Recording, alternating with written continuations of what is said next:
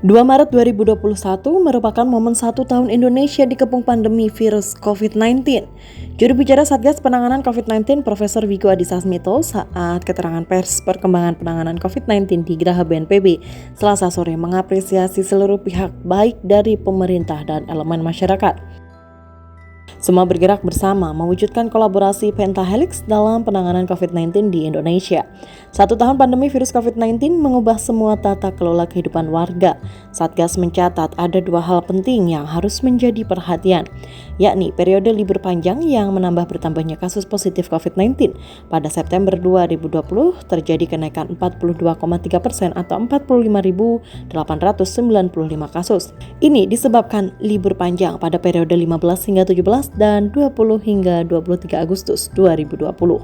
Sejak pertama kali kasus COVID-19 masuk ke Indonesia hingga saat ini, seluruh elemen bangsa bergerak secara sinergi dan mengerahkan seluruh tenaga untuk melakukan penanganan terbaiknya, dari mulai pemerintah, swasta, relawan, serta tenaga kesehatan dari mulai di puskesmas, dinas kesehatan, laboratorium, dan rumah sakit di tingkat daerah dan pusat. Kami apresiasi setiap pihak, baik dari pemerintah dan elemen masyarakat, yang bergerak bersama mewujudkan kolaborasi pentahelix dalam penanganan COVID-19 di Indonesia.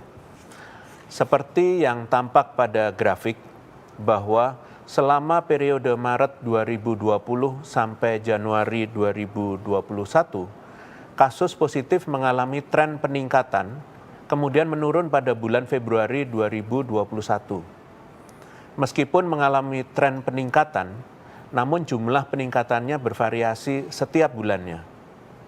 Pada 4 bulan pertama, perkembangan COVID-19 cenderung tajam peningkatannya di Indonesia, hingga mencapai 70-90%. Masa-masa ini adalah masa di mana Indonesia dihadapkan pada pandemi COVID-19 yang terjadi secara tiba-tiba dan tengah melakukan upaya percepatan penanganan semaksimal mungkin. Salah satunya menerapkan kebijakan pembatasan sosial berskala besar.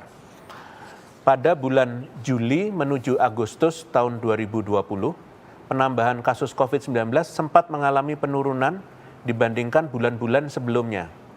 Namun sayangnya, pada bulan September mengalami peningkatan yang signifikan, sebesar 42,3% atau 45.895 kasus yang dikontribusikan dari libur panjang pada tanggal 15 sampai dengan 17 dan 20 sampai 23 Agustus 2020.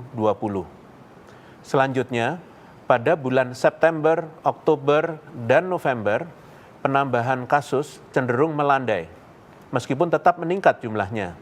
Peningkatan tajam kembali terjadi pada bulan Desember 2020 dan Januari 2021. Seiring terjadinya libur panjang, Natal dan Tahun Baru 2021.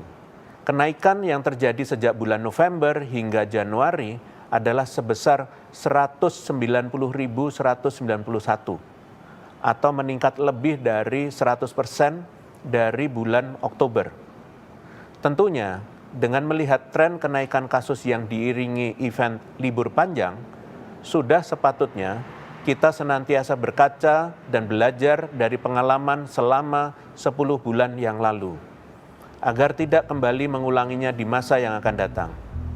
Ini yang paling penting untuk dicatat, bahwa ada implikasi kematian pada setiap event libur panjang yang terjadi sepanjang 1 tahun ke belakang.